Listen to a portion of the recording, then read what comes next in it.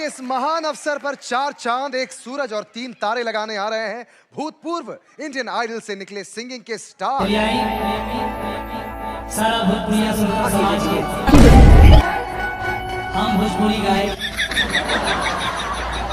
सबका के हार्दिक स्वागत, हार्दिक प्रणाम, हार्दिक वंदन करता है। सबका गोड़ छू प्रणाम करता है। चलिए आई बड़ी सुंदर इस जमाना के देखते हुए, समय के देखते हुए बड़ी सुंदर गीत याद आई। तोड़ दो गाना बजाना स्टूडियो सहियारा, यही स्टूडियो के माध्यम से ये गीत रस के बीच आयल बा।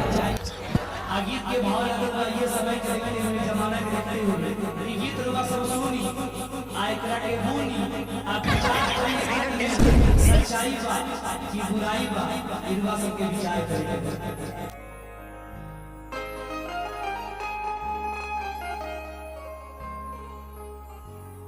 बाबूजी के जो कर पूछे,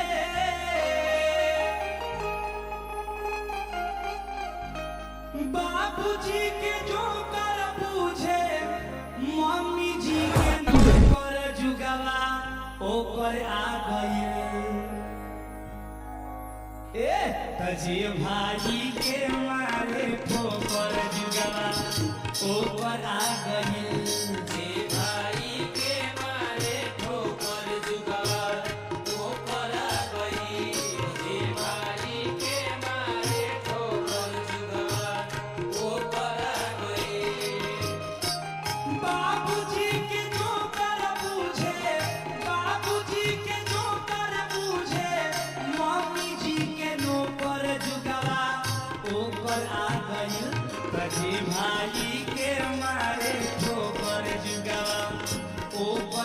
गई। तजे भाई के मारे ठोकर जुगवा ऊपर आ गई। तजे भाई के मारे ठोकर जुगवा ऊपर आ गई।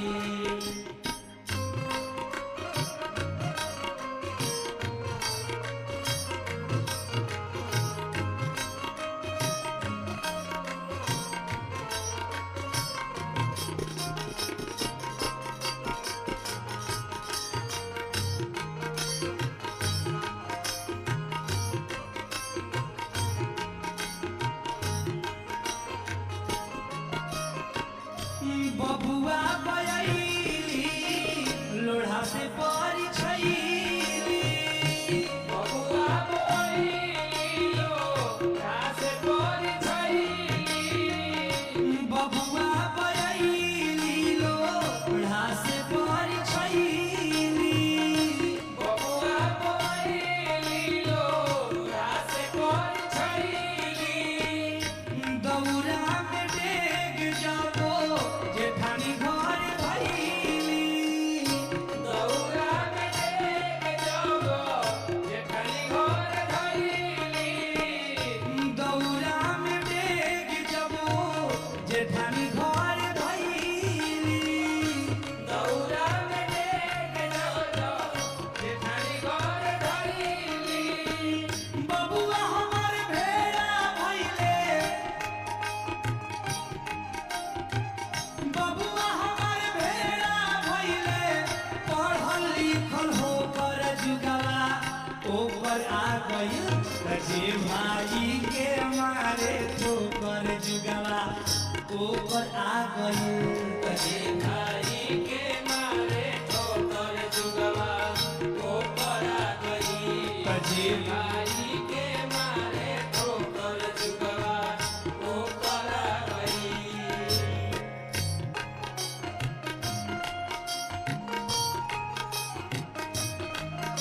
जिया हो राजा भाई, जिया तो रहा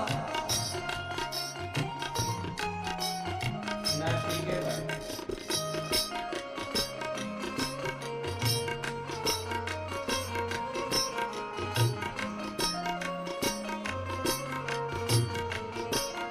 वाह दिवाकर बाबा। के मारे ठोकर जुगवा ऊपर आ गई। जे भाई के मारे ठोकर जुगवा ऊपर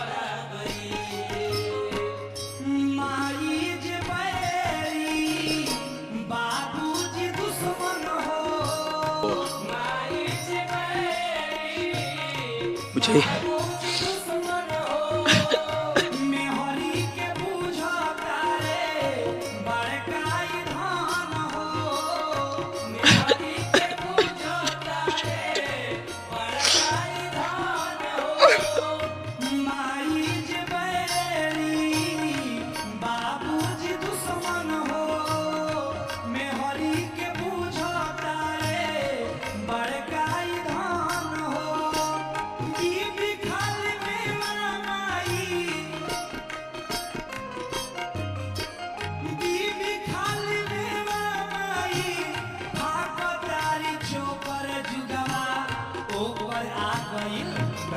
भाई के मारे ठोकर जुगवा ऊपर आ गई जे भाई के मारे ठोकर जुगवा ऊपर आ गई जे भाई के मारे ठोकर जुगवा ऊपर आ गई।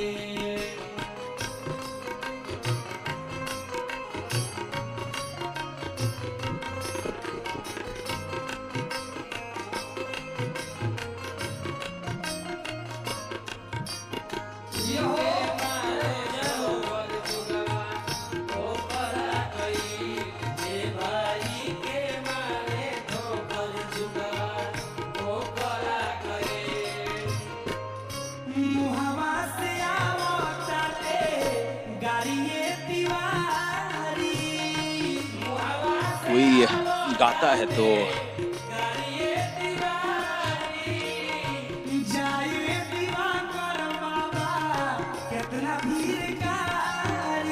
मुझे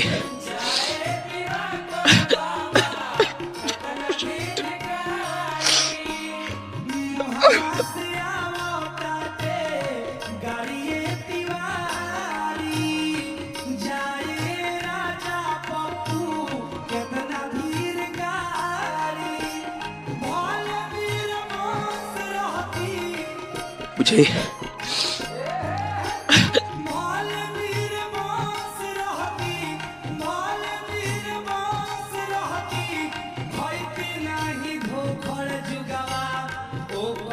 मुझे